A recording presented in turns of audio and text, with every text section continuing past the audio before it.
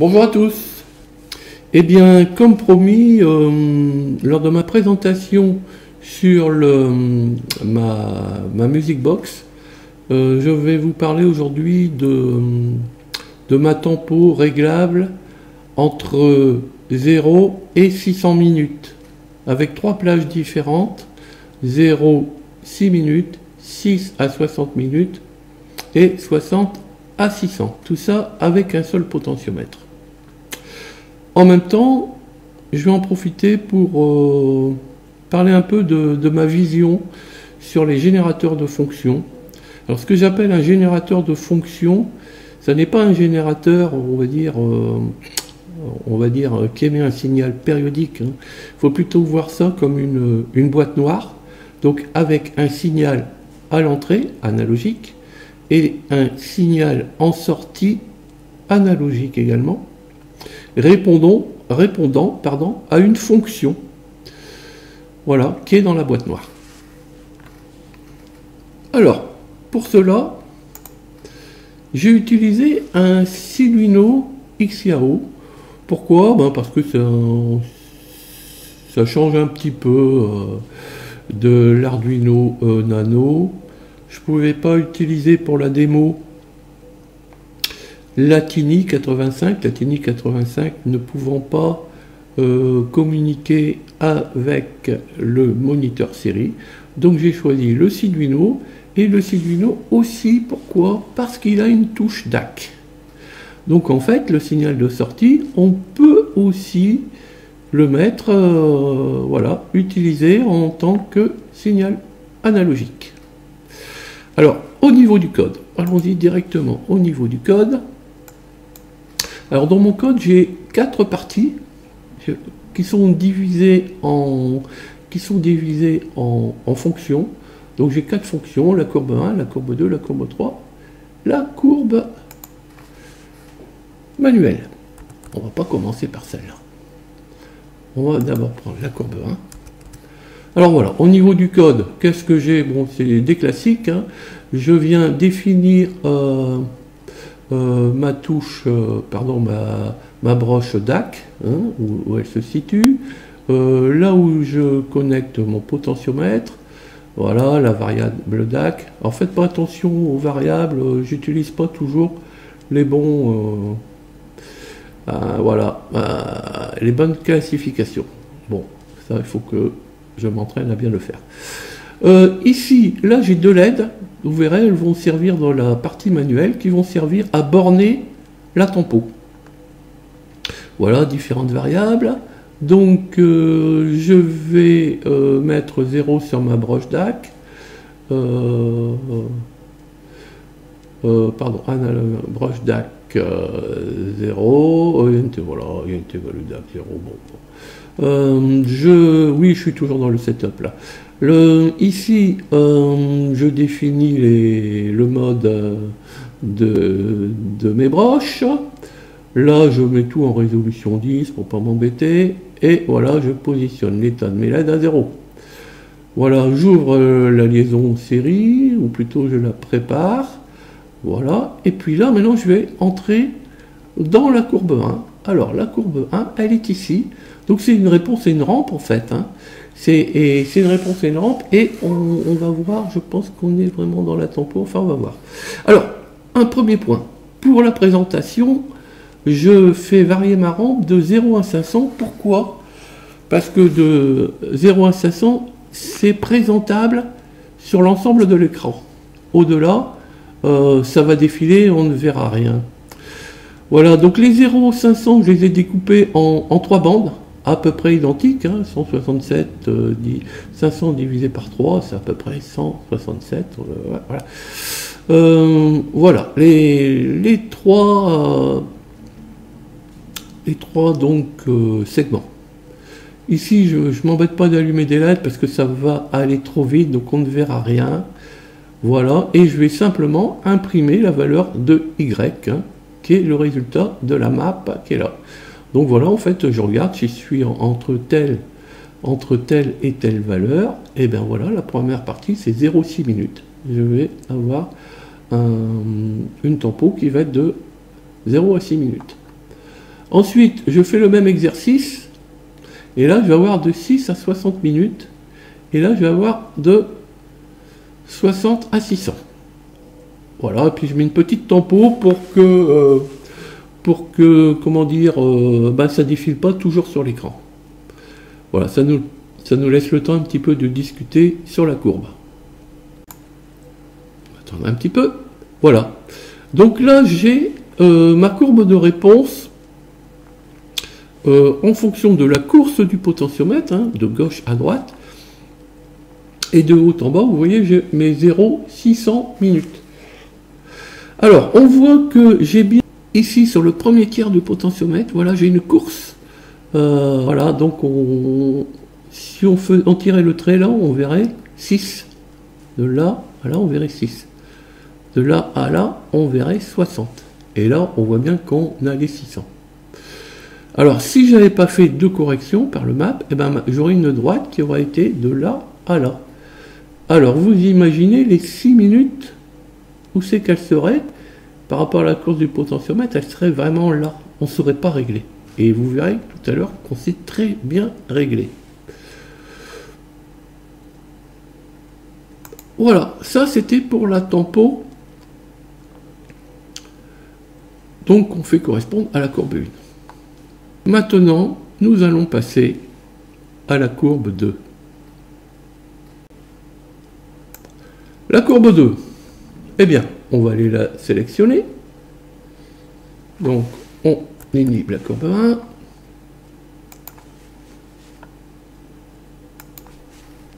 Sélectionne la courbe 2. On va téléverser déjà.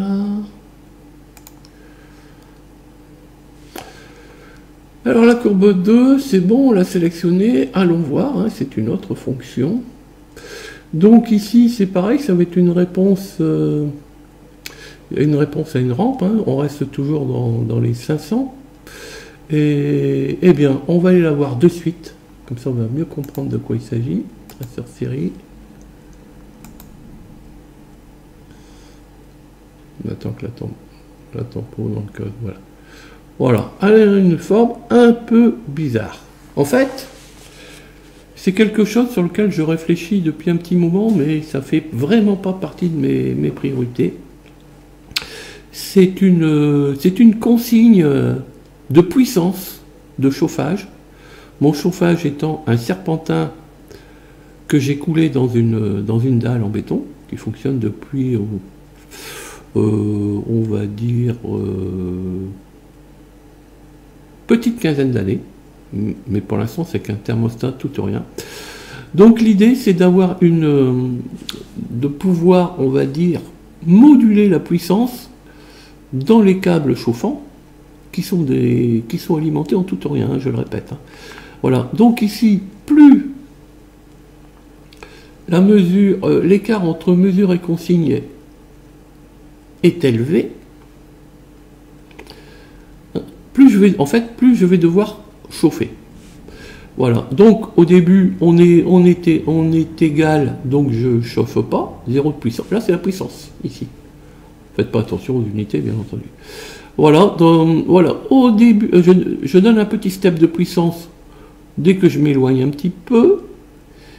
Et après, pareil, je donne toujours un peu plus de puissance de manière linéaire, mais avec des pentes de plus en plus fortes plus je m'éloigne.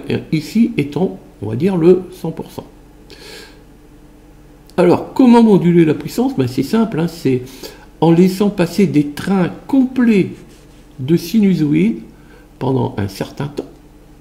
Ça peut être de l'ordre de la minute. Hein, et en coupant ces trains de sinusoïdes pendant un autre certain temps, un espèce de PWM, mais je ne pense pas qu'on puisse appeler ça un PWM.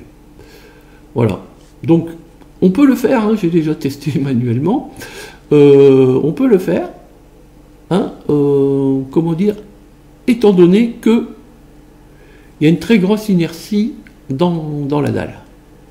Voilà. Alors, maintenant, on va aller regarder un peu le code. Bon, c'est à peu près pareil que tout à l'heure. C'est à peu près pareil que tout à l'heure, sauf que eh bien, ici, j'ai mis 5 segments. Voilà, 5 segments, vous avez dû les voir. Voilà, alors courbe 2, voilà. Et donc ici, tout simplement, au niveau de mes maps, j'ai été changer les valeurs. Voilà. Mes conditions sont différentes et mes valeurs de map sont différentes aussi. Voilà.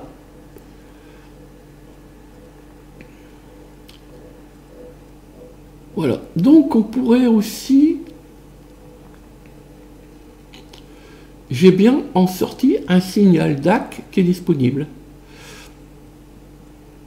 Alors il est où? Il est là. Bon, j'ai inhibé pour ces démonstrations. Voilà. Voilà pour la courbe 2. Bien, maintenant nous allons passer au dernier exemple, on va dire par courbe. On va faire la courbe 3.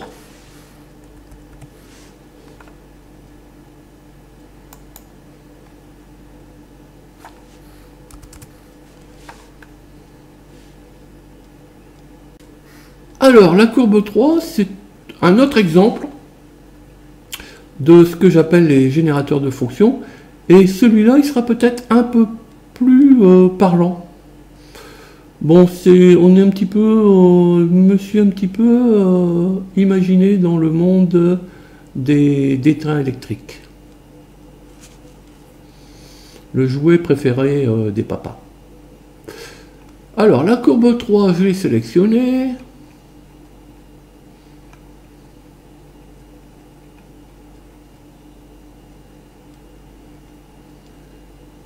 Là, voilà.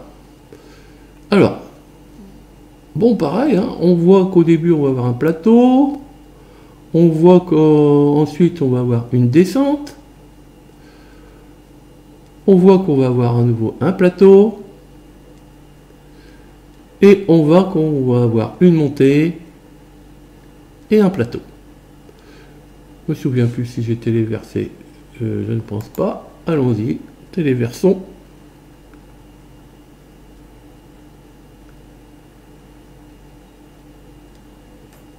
Voilà, c'est téléversé. Allons-y, allons voir cette fameuse courbe. Traceur série. Toujours de 0 à 500. Voilà la courbe. Alors, j'avais dit qu'on pouvait s'imaginer un petit peu dans le monde des trains électriques. Je ne sais pas du tout si c'est fait comme ça. Enfin, je sais que si je devais jouer avec des trains électriques, peut-être j'essaierais de faire comme ça. Mais voilà. Donc, imaginons ici, de gauche à droite, c'est une distance. Donc là, par exemple, on aurait la distance par rapport à la gare qui serait là. La gare ou un autre bâtiment pour lequel il faudrait ralentir. Et là, nous avons la vitesse du train, ici avec sa vitesse maximale, Voilà, donc le train est à sa vitesse maximale. Il arrive à une certaine distance, encore assez éloignée de la gare. Il ralentit à une distance encore, mais beaucoup plus courte cette fois, de la gare, de là à là. Eh bien, il arrête de ralentir, mais il reste à une vitesse basse. En fait, il va franchir la gare avec une certaine distance de part et d'autre de celle-ci, à une vitesse modérée. Une fois qu'il aura atteint une distance suffisamment lointaine de la gare, il va se remettre à accélérer de manière progressive pour ensuite circuler à vitesse maximale. Voilà, c'est un exemple. Hein. Je ne pense pas du tout que c'est fait comme ça dans le monde des trains électriques. Parce qu'encore faudrait-il, bon c'est sûrement possible, mais faudrait-il pouvoir mesurer la distance du train de là à là, aux différents points en fait. Vous voyez, c'est sur 1, 2, 3, 4, 5 segments, mais on n'est que sur 3500 à 4000, donc 500 points. Les 1023, bon, c'est à peu près le double. Hein. Donc je pense que si on fait ce type de générateur de fonction, on peut aller franchement à 10 segments, même plus, hein, et moins si ça n'est pas utile. Voilà, alors on peut faire des courbes plus complexes, bien entendu. Je ne sais pas si vous avez vu ma correction logarithmique pour les DF Player Mini. Bon là c'est vraiment une courbe mathématique que j'ai mise, mais ça pourrait être aussi une courbe bâtie à l'aide de différents segments de droite. Je pense qu'on peut imaginer que parfois on mesure la courbe de réponse d'une entrée par rapport à une sortie de manière empirique.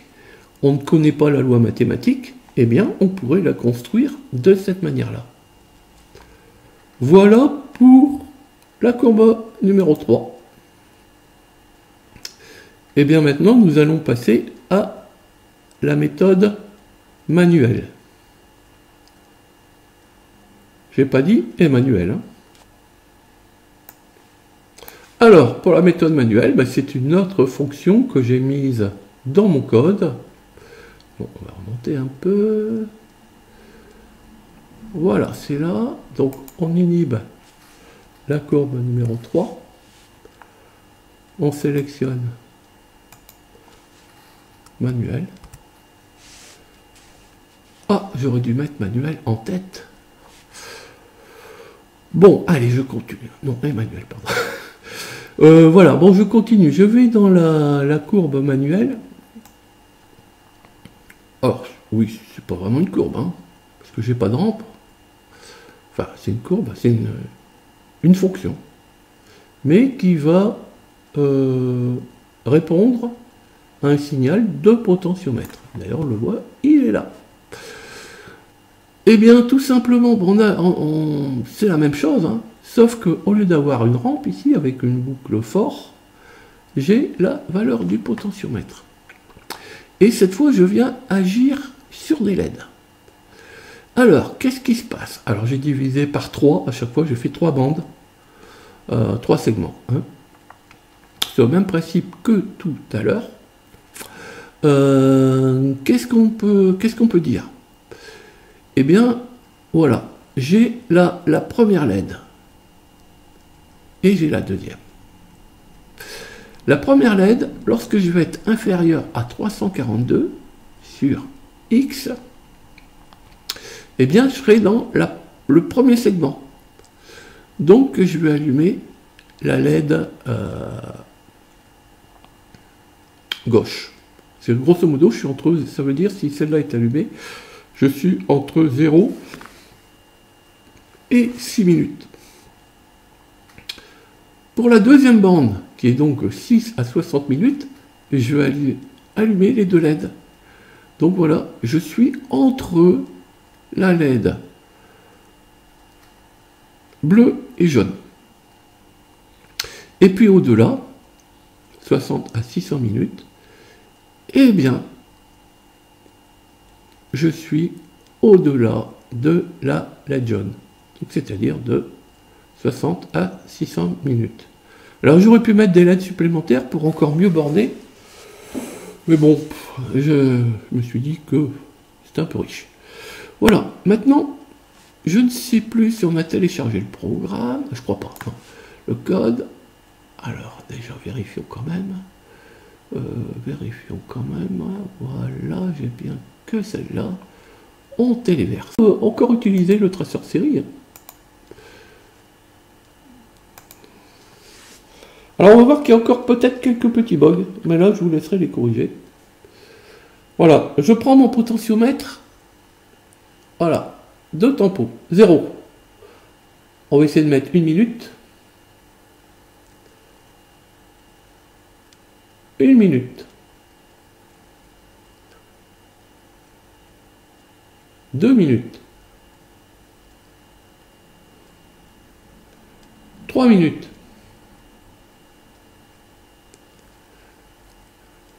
4 minutes. 5. Et 6. Plus ou moins. Alors, bon, là, il y a des petits parasites. Je pense que... Bon, déjà, vous voyez qu'on peut bien régler de 0 à 6 minutes, c'est-à-dire sur tout début du potentiomètre. Hein, c'est-à-dire que j'ai tellement agrandi la plage que c'est possible. Voilà. Alors, il y a des... Je pense que ces petits ces petits pics là, bon, déjà, premièrement sont-ils réels ou pas? Mais on est aussi au passage du changement de bande. Ça peut aussi être là la raison. Peut-être au point finaux et de début au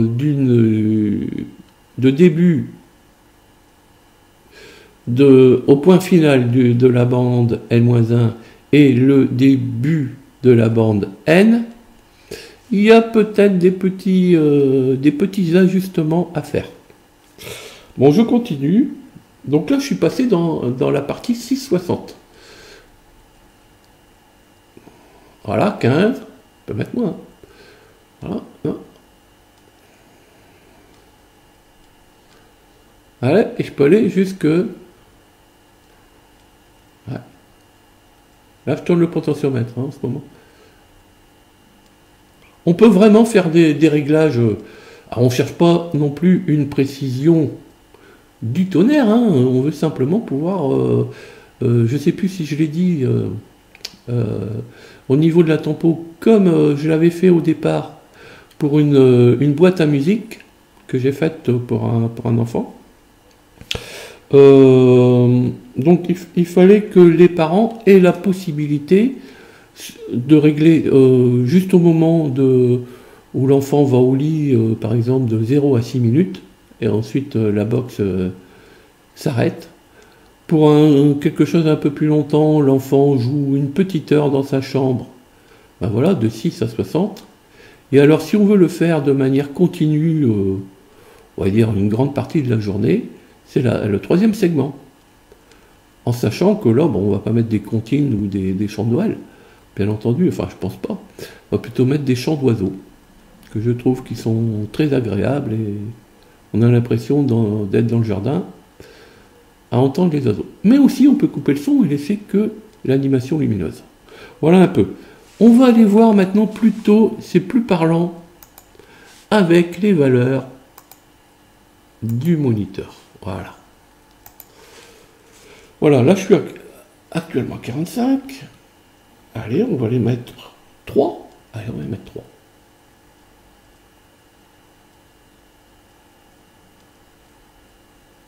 C'est 4. Allez, je vous mets 3, hein, pas de problème. Voilà, 3. 4. 5. Parce que 4, on l'a déjà vu. Là, 4. Maintenant, on va changer de bande, changer de segment. On va les mettre 8. Allez, 8. 8. Voilà. On est entre 6 et 60. On va les mettre 50.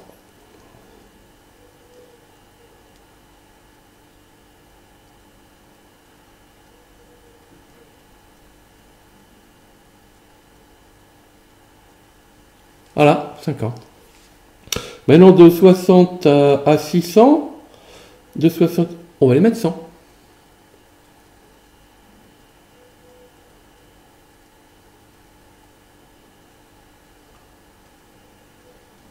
Voilà.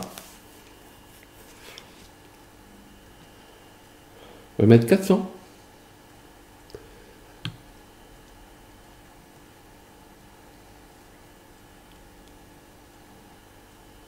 Voilà. Et 600, bon, on est au taquet, 598 en fait. Voilà, donc vous voyez bien qu'avec ce système, on peut régler de 0 à 600 à l'unité près. Alors bien sûr, dans la Music Box, j'affiche pas les valeurs. Voilà pour mes fameux générateurs de fonctions. Alors, bien entendu, ce ne sont pas des codes extraordinaires, hein, bien entendu, j'ai aucune prétention par rapport à ça, mais simplement, ben, j'aime bien imaginer des petites astuces comme ça, et vous les partager. Voilà, ça va pas plus loin que ça, mon ambition.